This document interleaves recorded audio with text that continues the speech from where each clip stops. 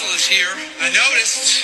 Well, then you know who the chick with him was. Not the Scion, I imagine. Shit, man. Look, maybe we should rethink this whole thing. I mean, you heard the guy. He said there are consequences.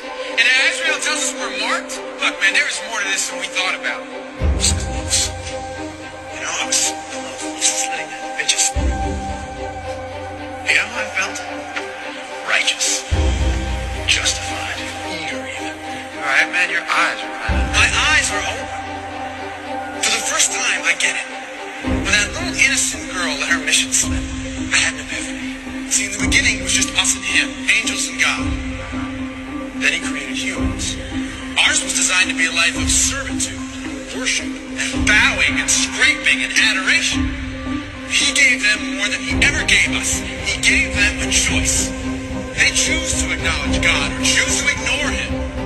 All this time we've been down here, I've felt the absence of the divine presence. And it's pained me, as I'm sure it must have pained you. And why? Because of the way he made us.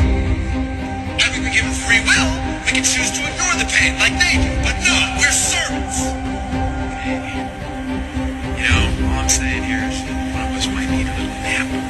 Wake up! These humans have besmirched everything he's bestowed upon them. They were given paradise, they threw it away. They were given this planet, they destroyed it. They were favored best among all his endeavors. And some of them don't even believe he exists. And in spite of it all, he has shown them infinite fucking patience at every turn. What about us? I asked you once to lay down the sword because I felt sorry for them. As a result, our expulsion from paradise. Where's this infinite fucking patience then? It's not right. It's not fair. We've paid our debt. Don't you think it's time? Don't you think it's time we went home? And to do that, I think we may have to dispatch our would-be dispatchers. Wait. Kill them? You're talking about the last Scion, for Christ's sake. And what about Jay and Bob? I mean, those guys were all right. Don't, my friend. See, don't let your sympathies get the best of you. They did me once. Scion or not, she's just a human. And by passing through that arch, our sins are forgiven. No harm, no foul.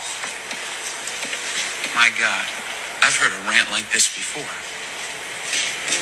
What did you say? I've heard a rant like this before. When did you fucking do that? You sound like the morning star. You shut your You sound like Lucifer, man. You fucking lost it. You're not talking about going home, Bartleby. You're talking about fucking war on God. Well, fuck that.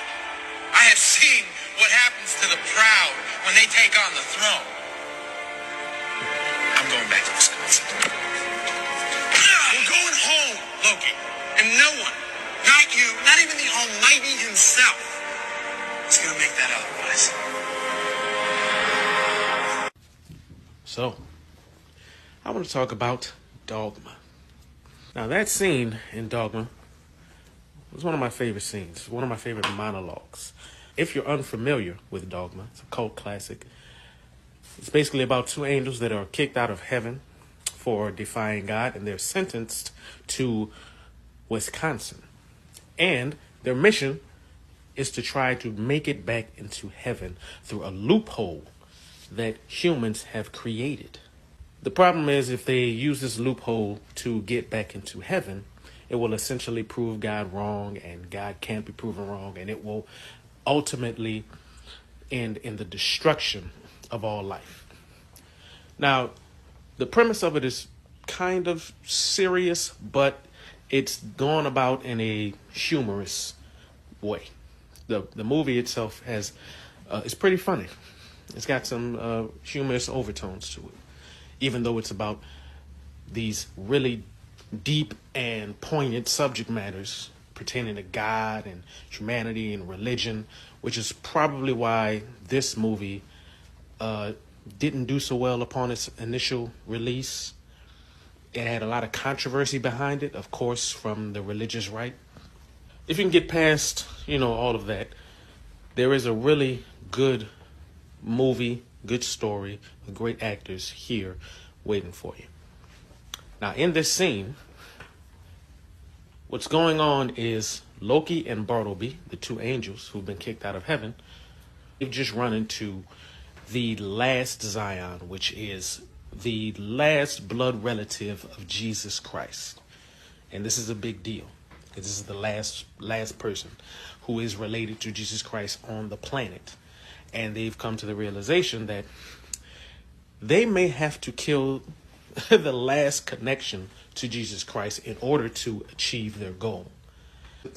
Loki has realized that maybe this isn't what we should be doing. Maybe this is bad. Maybe we need to stop and turn back.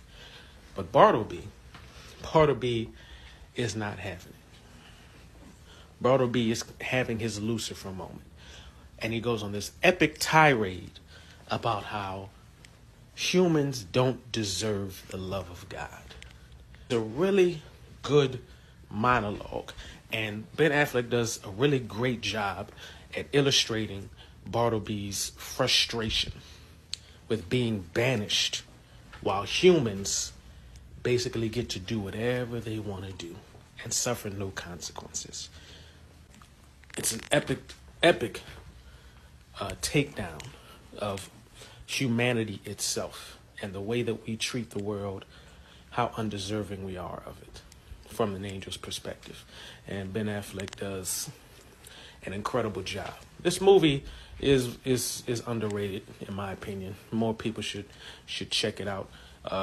If you aren't easily offended, anyway, as a Christian, there's some really good messages in here for you, if you can get to them. It doesn't take itself or the subject matter too seriously, even up until the end. But yeah, this is one of my favorite monologues, for sure.